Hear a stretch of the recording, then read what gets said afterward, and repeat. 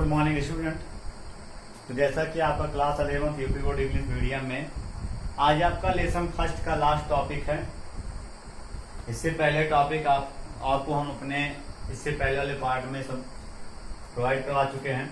तो सबसे पहले आपको इससे पहले वाले पार्ट में बताया गया था कि अगर आपका प्लस हो या माइनस हो, अगर आपका जैसे मान लीजिए जेड इक्वल दिया हो, आपको ए प्लस बी दिया हो, तो इसका जो एब्सोल्यूट एरर होता है, जो फाइनल एब्सोल्यूट एरर होता है, वो इस क्वांटिटीज के एब्सोल्यूट एरर के सम के इक्वल होता है। यानी अगर दो फिजिकल क्वांटिटीज आपकी ए और बी को ऐड किया हो तो उसका जो फाइनल एब्सोल्यूट एरर होता है वो उनके उस क्वांटिटीज के एब्सोल्यूट एरर के सम के इक्वल होता है।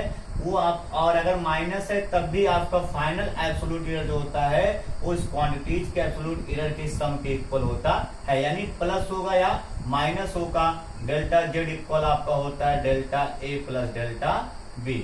उसके बाद आपको अगले टॉपिक बताया गया था कि अगर आपको दो फिजिकल क्वांटिटीज आप मल्टीप्लाई में हो या डिवाइड में हो, यानी a इंटू बी हो आपका या a अपान बी हो, तो इनका जो रिलेटिव एरर होता है डेल्टा जेड अपान जेड होता है, वो इनका जो फाइनल रिलेटिव एरर होता है वो इस मतलब फिजिकल क्वांटिटीज के रिलेटिव एरर के सम के इक्वल होता है। अर्थात आपका हो जाएगा delta A upon A plus delta B upon B.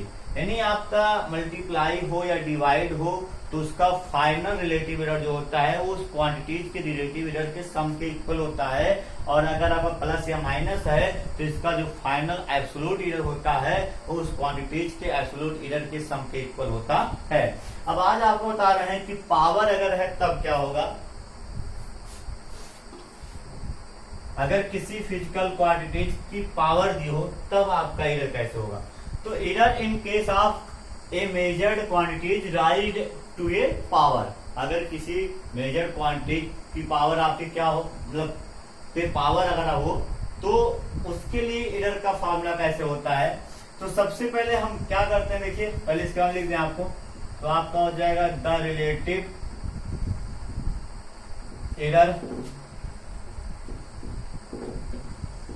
In a physical quantity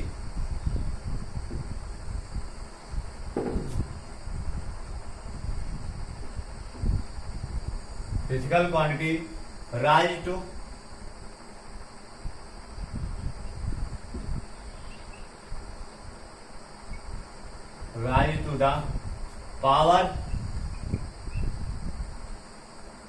k is the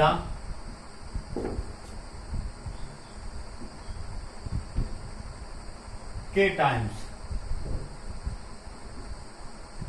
the relative error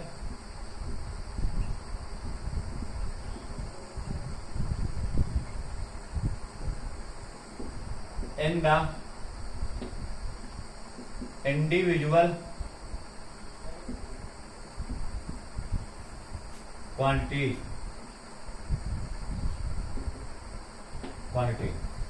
क्या कह रहा था, relative error in a physical quantity raise to the power k is the k times the relative error in the individual quantity. Suppose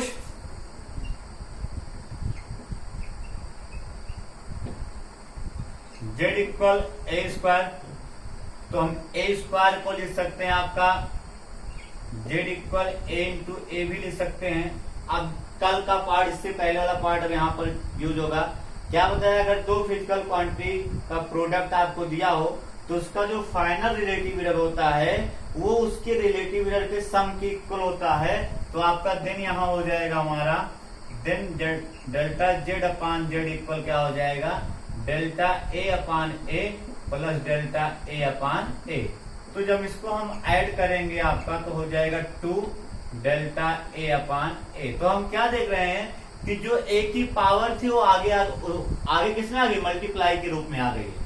जो power थी वो आगे किसमें आ गई, मल्टीप्लाई। यानी जो आपका इसका जो आपका फाइनल रिलेटिव एरर होगा वो ए के रिलेटिव एरर का 2 टाइम्स होगा। कितना टाइम्स होगा आपका, 2। देखिए आपका क्या कर रहा है, राइज टू द पावर के इज द के टाइम्स, यानी जितना पावर होता है उतने टाइम के रिलेटिव एरर की इक्वल होता है आपका।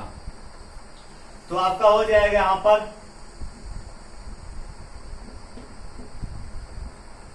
हेंस द रिलेटिव एरर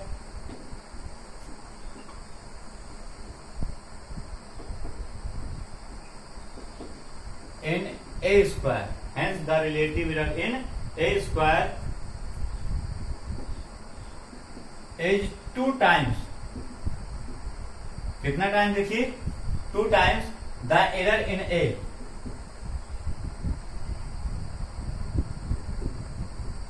यानी a की एरर का कितना टाइम्स आपका 2 टाइम्स। उसके बाद जनरल में आपको जनरली जैसे कोई अगर फार्मूला दिया तो वहां देखते हैं,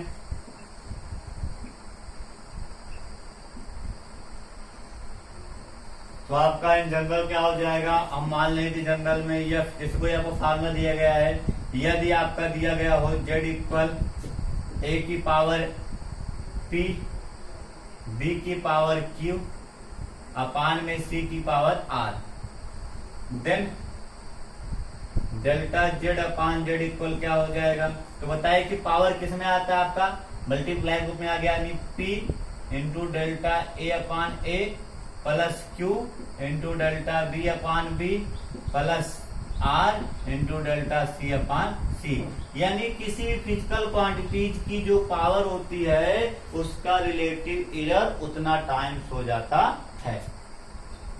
तो इसमें कोई प्रॉब्लम नहीं होनी चाहिए आपको। सबसे पहले आपका सपोज अब यहाँ पर दिखे से आपको कोई और मान आपको दिया गया p equal a cube b square upon c की पावर -4, तो c की पावर -4 को आप यहाँ कंफ्यूज मत होइए, ये पावर माइनस में है कैसे लिखेंगे, तो इस माइनस अगर पावर माइनस में इसको ऊपर ले जाइए पावर किस में हो जाएगा प्लस में हो जाएगा, तो इसको हम ऐसे भी लिख सकते हैं चाहे तो कि a cube b square c power 4, चाहे इस प्रकार लिखिए, दोनों की मतलब एक ही आता है।